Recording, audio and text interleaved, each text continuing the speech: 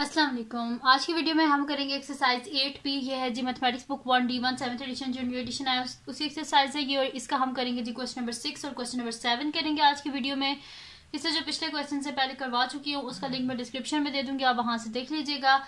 और अगर अभी तक आपने मेरा चैनल सब्सक्राइब नहीं किया तो इसको सब्सक्राइब कर दीजिए और बेल आइकन को लाजमी प्रेस कर दीजिएगा ताकि आपको न्यू आने वाली वीडियोस के बारे में पता चल सके। और जो मेरा सेकंड चैनल है जिसके बीच में मेरी कुकिंग की, क्राफ्ट्स की, रीडर्स की वीडियोस का लिंक भी डिस्क्रिप्शन में, उसको भी सब्सक्राइब कर दीजिएगा। तो स्टार्ट करते हैं, उसका लिंक भी डिस्क्रिप्शन में ही है। तो स्टार्ट करते हैं। क्वेश्चन नंबर 6 है हमारे पास कि car was bought in 2009 for dollar. हमारे पास कितने डॉलर्स के 1,20,000 की जो है या 120,000 जो है उनकी वो उसने जो है वो कार जो है वो उसने ली है।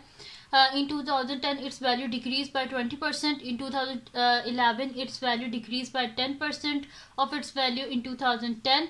Find the value of car at the end of 2011. सबसे पहले तो उसने जो एक कार ली थी 120,000 की 2009 में उसने ली थी। 2010 में उसकी जो है ना वैल्यू जो थी वो डिक्रीज होगी 20%, यानी कि टोटल जो हमारे पास परसेंटेज होती है वो 100%, यानी कि उस गाड़ी की जो 100% थी ना प्राइस वो किसके इक्वल थी 120,000। उसके बाद 20% इंक्रीज होगी तो 100 में से 20 को माइनस करें यानी कि 80% उसकी वैल्यू रहेगी। फिर उसके बाद वो कह रहे हैं कि जब 2011 में 10% और डिक्रीज होगी, यानी कि जो उसकी वैल्यू थी ना 2008 उसमें से 10% और डिक्रीज कर दें। तो अब इसमें से कह रहे हैं कि find the value of car at the end of 2011। 2011 के एंड में हमने बताने की उसकी वैल्यू क्या होगी। ठीक है, तो स्टार्ट करते हैं इसका सोल्यूशन। तो यहाँ पे मैं लिखती हूँ कि value of car at the end of 2010। तो value of car at the end of 2010, तो ये क्या है हमारे पास 80%, क्योंकि 20% डिक्रीज हुई है तो 100 में से 20 को माइनस करें तो पीछे क्या बचता है 80% ऑफ जो हमारे पास प्राइस थी 120,000। ठीक है, और ये डॉलर्स में थी। अच्छा, अब 80% है तो परसेंट को हटाओ तो 1/100 आ जाता है। तो यहाँ पे मैं लिख देती हूँ कि 80 multiply by 1/100 multiply by $1 2 4 times zeros। ठीक है, ये हो गया। अब जो कटिंग हो रही है वो कटिंग हम कर लेते हैं। ये 2 zeros और ये 2 zeros आपस में कैंसिल आउट हो गया हमारे पास। ठीक है, बाकी जो है उसको देख लेते हैं, मल्टीप्लाई कर लेते हैं। तो 80 मल्टीप्लाई बाय मेरे पास क्या हो जाएगा $1200। तो यहाँ पे इसको मल्टीप्लाई कर लेते हैं। तो यहाँ पे ये मेरे पास हो जाएगा मल्टीप्लाई बाय 1200 और साथ में आ जाएगा डॉलर्स। ठीक है, क्या आ गया मेरे पास। अब इसको हम क्या करेंगे मल्टीप्लाई कर लेंगे। तो ये मेरे पास हो जाएगा, इसको यहाँ पे मैं कर लेती हूँ मल्टीप्लाई। तो 1200 इंटू 80 को हम कर लेते हैं मल्टीप्लाई। तो ये मेरे पास हो जाएगा कि यहाँ पे 0 और 0 को करें तो यहाँ पे आ जाएगा मेरे पास 0 और 0 हो गया मेरे पास। उसके बाद यहाँ पे ये फिर 0 और 0 मल्टीप्लाई बाय 8 0 0, फिर यहाँ पे हो जाएगा 8 0 0, फिर 8 2 16 6 1 कैरी 8 1 8 1 9। तो 0 0 0 6 9। ठीक है, 9 6 3 टाइम जीरोस। ठीक है, तो ये आ गया मेरे पास इसका आंसर। तो मैं यहाँ पे लिख देती हूँ कि मेरे पास क्या आया $96,000। ठीक है, तो यानी कि 2010 के एंड में उस कार की जो प्राइस थी वो क्या थी $96,000 उसकी प्राइस थी, जो साल का एंड था 2010 का। अब चलते हैं 2011 की तरफ। तो 2011 में वो कह रहे हैं कि अगर 2010 से कंपेयर किया जाए तो 10% और डिक्रीज होगी। अब हम इसको रखते हैं कि ये हमारे पास 100% उसकी प्राइस है, इसमें से 10% और डिक्रीज कर देते हैं। तो मैं यहाँ पे लिख देती हूँ value of car at the and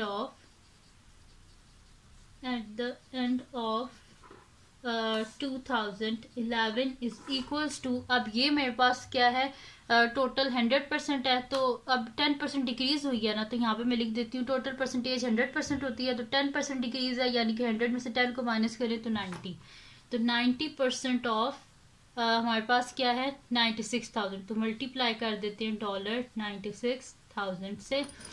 अब परसेंट है तो परसेंट को हटाओ तो 1/100 आता है, तो 90 मल्टीप्लाई बाय 1/100 मल्टीप्लाई बाय 96,000, तो ये जीरोज और जीरोज आपस में कैंसिल आउट हो गए मेरे पास, तो यहाँ पे पीछे क्या बचा मेरे पास 90 मल्टीप्लाई बाय $960, ठीक है। अब इनको मल्टीप्लाई कर लेते हैं, यहाँ पे साइड पे 960 को 90 से, तो 000 मल्टीप्लाई बाय 0, 9 6 54, 9 9 81, 81 में 5 को ऐड करें तो 86, 00486 और 8, ठीक है, यानी कि 86400। तो यहाँ पे मेरे पास इसका आंसर आ गया, तो मैं यहाँ पे लिख देती हूँ $86400, ठीक है। यानी कि जब 2011 के एंड में उस कार की प्राइस जो थी वो क्या रह गई थी $86,400, ठीक है। तो ये कि हमने फाइंड आउट करना था कि 2011 के एंड में उस कार की क्या प्राइस थी, तो हमने फाइंड आउट कर लिया कि उसकी प्राइस थी $86,400। तो यहाँ पे क्वेश्चन नंबर 6 जो है वो कंप्लीट सॉल्व हो गया। अब चलते हैं हम नेक्स्ट क्वेश्चन की तरफ, जो कि हमारे पास है इसका क्वेश्चन नंबर 7। तो क्वेश्चन नंबर 7 हमारे पास देख लेते हैं क्या है। तो क्वेश्चन नंबर 7 को यहाँ पे रख लेते हैं। तो क्वेश्चन नंबर 7 है जी हमारे पास कि 45% of the students who take part in a creative writing competition are boys. If 135 boys take part in the competition, find the total number of students who take part in the competition. अब वो कह रहे हैं कि 45% student है जिनने एक competition है जिसके बीच में उनने राइटिंग कंपटीशन के बीच में उनने पार्ट लिया है, और वो जो है ना 45% स्टूडेंट जो है वो हमारे पास क्या बॉयज़ हैं।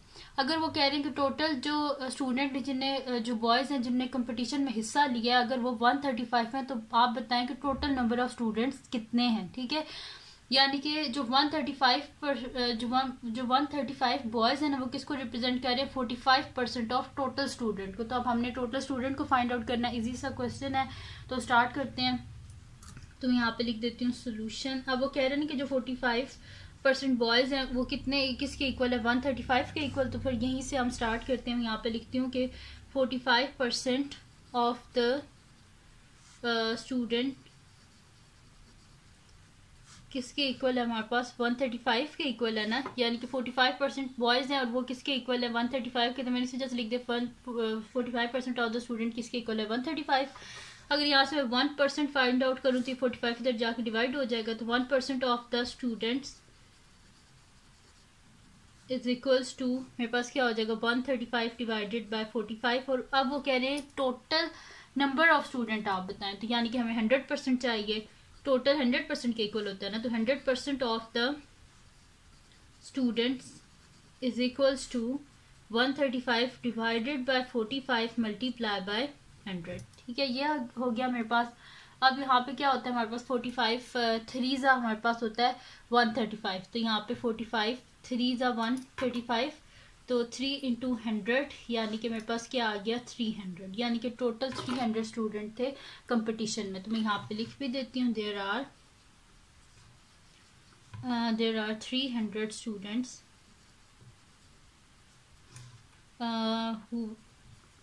who take part in competition, ठीक है। 300 स्टूडेंट्स से टोटल जिन्होंने कंपटीशन में पार्ट लिया था, ठीक है। तो ये आ गया मेरे पास इसका आंसर, और यहाँ पे क्वेश्चन नंबर 7 भी जो है वो कंप्लीट सॉल्व हो गया। तो ये थी जी आज की वीडियो जिसमें मैंने आपको करवाया एक्सरसाइज 8B का क्वेश्चन नंबर 6 और क्वेश्चन नंबर 7। तो अगर ये वीडियो आपको पसंद आई हो तो उसको लाइक कीजिएगा, मेरे चैनल को सब्सक्राइब कीजिएगा और बेल आइकन को लास्ट में प्रेस कर दीजिएगा ताकि आपको न्यू आने वाली वीडियोस के बारे में पता चल सके। और जो मेरा सेकंड चैनल है जिसके बीच में मेरी कुकिंग की, क्राफ्ट्स की, रिडल्स की वीडियोस हैं, उसका लिंक भी डिस्क्रिप्शन में है, उसको भी सब्सक्राइब कर दीजिएगा। और जो मेरी बहन का चैनल है उसका लिंक भी डिस्क्रिप्शन में है, उसको भी सब्सक्राइब कर दीजिएगा। और अपनी दुआ में लाजमी याद रखिएगा। अल्लाह हाफिज़।